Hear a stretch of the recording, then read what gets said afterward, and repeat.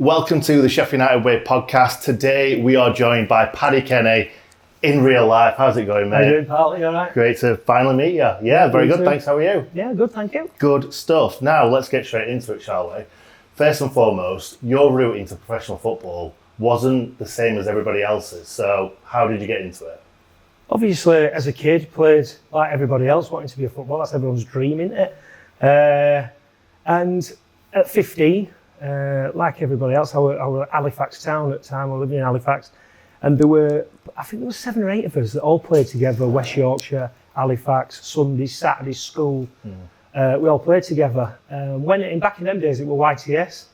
And when they come round to do the YTSs, they took the other 7 lads, and I was the one that didn't get took on, which were upsetting. I remember a bloke called George Moore pulled my mum and dad in the office with me and told me that I'd never make a goalkeeper because I was too small, and my dad booted the chair over and said, "I'll prove you wrong," and I can certainly say he did.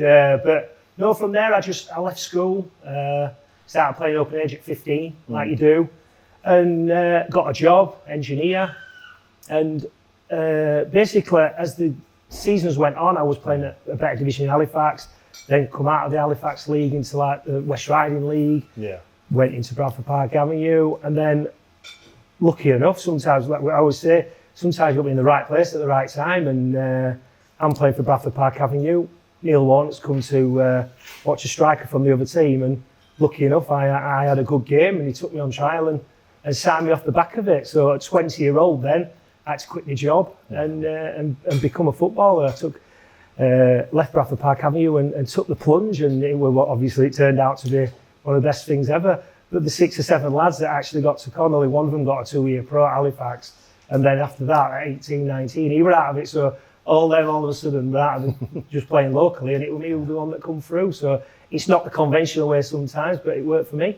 Yeah, I was going to ask you about those lads as well. So I'm very happy to hear that they didn't get anywhere in life and you did. So no, they were friends. Listen, you wanted them all to do well, but that's just the way it turned out. And like I said, I happened to be in the right place at the right time, and managed to end up then having a 19-year career off back of it. Absolutely. So who would you say were your inspirations in the early part of your career?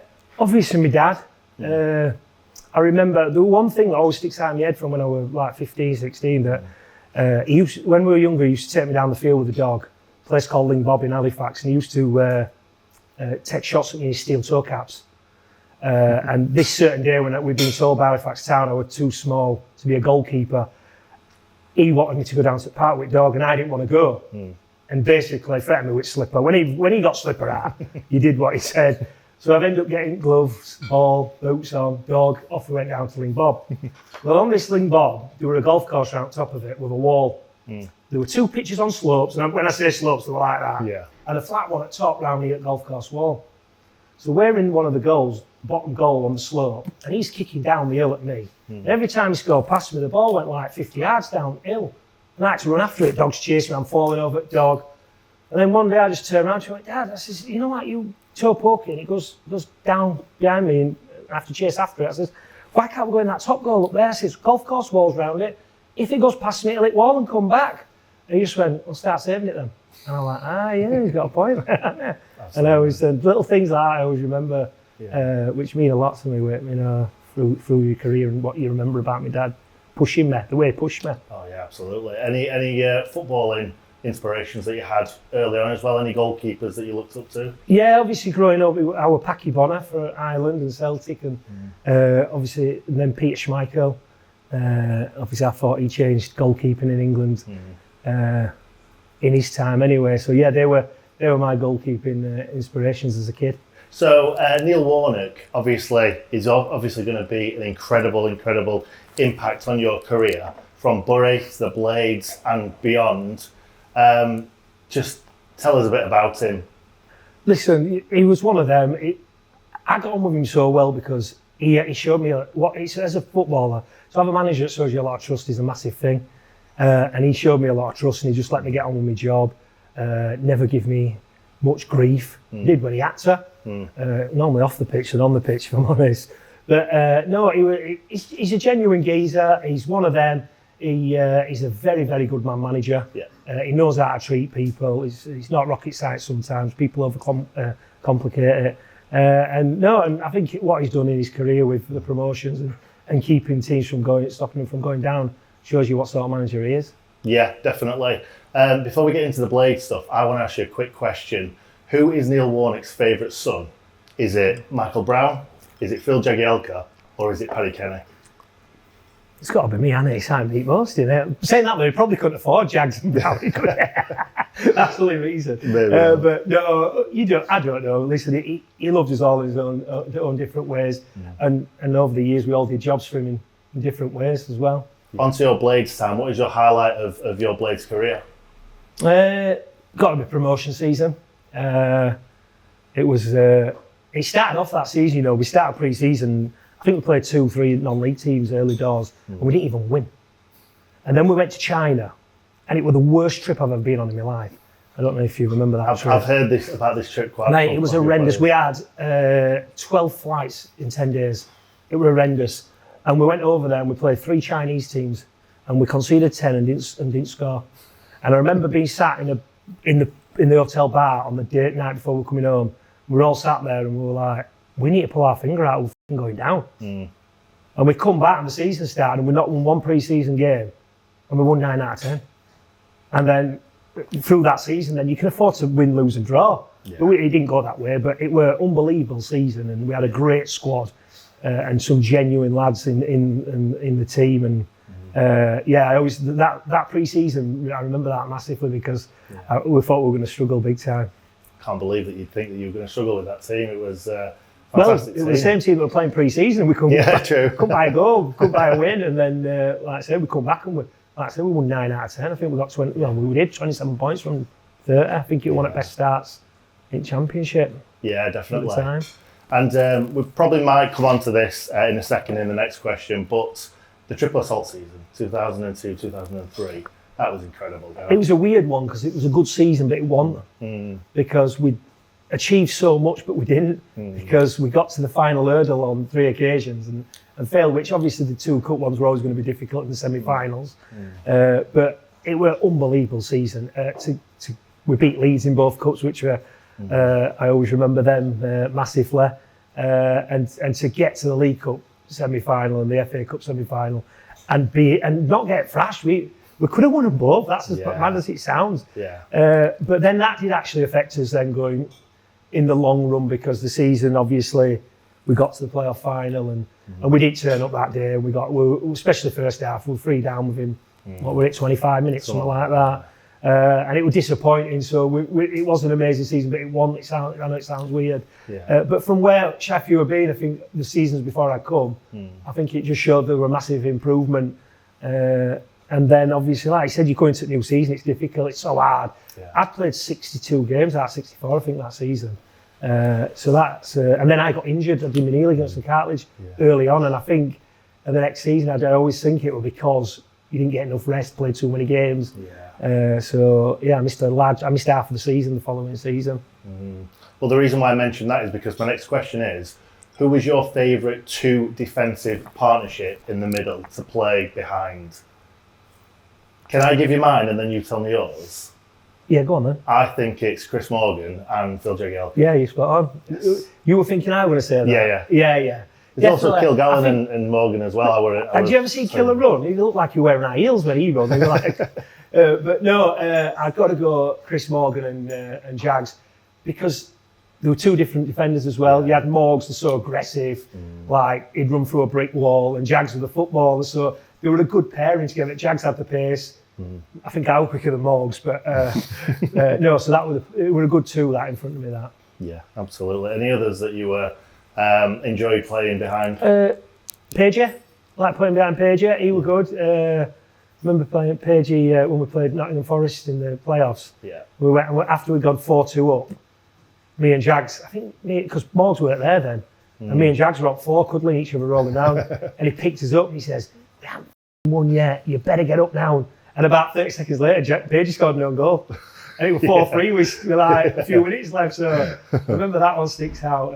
But no, 𝗍𝗍𝗂𝗏 was a good one. Sean Murphy as well, I like playing with him. Were you Australian? Yeah. Chris 𝗏𝗏𝗂𝗃𝗃 as well. Lucky, Lucky were a bit like Chris Morgan. Yeah. And I knew Lucky from our support when I coached Halifax as a kid. Lucky was like captain of Halifax Town at the time, and then I were at Bury with Lucky, so then I ended up playing with him. So it were nice little. I knew Lucky quite a bit through all my career as well. Brilliant. Who would you say was the best player that you played with at the Blades? At the Blades. If I've got to go off of one season, I've got to go Brownie. That my first season. I think he scored 20 plus goals from midfield, and I think 30 of them were from outside box. No, but I think they were penalty spot or outside the box. They're ridiculous. Honestly, he scored some ridiculous goals. So just off that one season alone, I've got to go Brownie. Yeah, absolutely. But we had some good ones. We had Tongi coming through. Obviously, Jags were coming through. Yeah, Tongi played on the left for the first season. Yeah, fantastic he did. Down there. He used to cut in, didn't he, and score a lot of goals. He did get to the byline, get some good balls in Third as man. well. Yeah, definitely. So you're now a manager. Is that something that you want to carry on in your career and hopefully hit the dizzy heights that your career ended up being? After recent results, no, I don't think so. No, no, it's difficult. Listen, it's a part-time job, but it's full-time. It's ridiculous, and Nathan, who I'm joint manager with, actually takes a lot of the pressure off me. He does a lot more work than I do behind the scenes, and people don't realise how tough it is. It's like now it's hard work because I've got my own business. I've got a new baby who's 3 months old. I've got a young family, other kids that are young. I've got stuff like this. I've got my dinners that I do. You're getting enough sleep. And honestly, it's just ridiculous. My life's absolutely, and then you've got that on the side as well. So it's difficult because it's just so much going off in my life now. Yeah, something's got to give eventually, hasn't it? So hopefully you carry on in the management, but also international career. You had one, didn't you, for Ireland? Very, very good. Not many people get to say that. So how was it? How did you get the first call up? Who was the manager that gave you that first call up? Well, there's a little story goes around that I got my first Ireland cap because I've spent more than 10 hours in Guinness tent at Cheltenham races, so I don't have to. No, only messing. No, it was amazing. I was brought up Irish as a kid. My dad were Irish. My dad's Irish. My mum's parents are Irish, so I was literally brought up Irish as a kid. Loved Ireland. Went to like England. I do now. I like football, so. No, I was brought up that way, and to get a call up. It was Ed Kelly actually who got it there. Really? Who got me who obviously knew. He obviously let him know that I'd got Irish descent, and he managed to get me a call up. And it was mad because my first ever call up was Brazil at Lansdowne Road. Honestly, I couldn't believe it. I remember playing against. I was sat there on bench. They've got like Kaká, Ronaldinho, the real Ronaldo. They've got Dida in goal, Roberto Carlos. And I remember sat on bench thinking, I hope I don't get on today. Lucky enough I didn't. No, it was an amazing time. And listen, we cut short a little bit. I had 7 caps. We should have managed to get more. But listen, I played for my country. It was a massive achievement. Incredible. To say at 20, I'd only just come into the game. By 24, 25, I was playing for the country. I'd all of a sudden played in FA Cup semi-final, League Cup semi-final. So it was like, it was another thing that I'd managed to achieve that as a kid. You don't think it's ever going to happen? No. It's a dream, isn't it? It is. It's a dream. And finally, your all-time 11, whether that be Sheffield United 11 or... I'm allowed to get my phone at you because I've actually wrote this down. Yeah, go for it. Because I've got a memory like a sieve, honestly. Right, here we go. I'm going 4-4-2, yeah? Okay, yeah. Old-fashioned 4-4-2. You're putting yourself in that then, yeah? No, Schmeichel. All right, okay. Schmeichel was a legend, wasn't he? Yeah. Then I've got to go GNF. Yeah. I was a Man U fan as a kid, and also, believe it or not. Are you still a Man United fan now? Or are you Sheff United fan? Do you know what? I actually took a dislike to them when we got relegated to West Ham. Yeah, I can and plus I get dogs abuse off them now because of the Aguero goal. Of course. So so I'm going Gary Neville. Yeah. Ashley Cole left back. Yeah. I'm going Terry Ferdinand centre halves. I bet that'd be a lot of people's pick that back for. I reckon so. Yeah. You know, that's my sort of age. Midfield, I'm going Beckham on right. I'm going Bale on left. I'm going Keano and Gerrard in middle. Yeah. And then up top, I'm going Henry and Rooney. Decent, that, innit? Can't get much better than that, can you? No. It was on your bench. I'm Micah Richard, surely, yeah. Micah Richard. Yeah, only because he's massive now, isn't he? He got me in headlock, so yeah. Well, thank you very much for spending this time with me, Paddy. Really, really good to meet you, and enjoy the rest of your night. Thank you. Cheers, pal.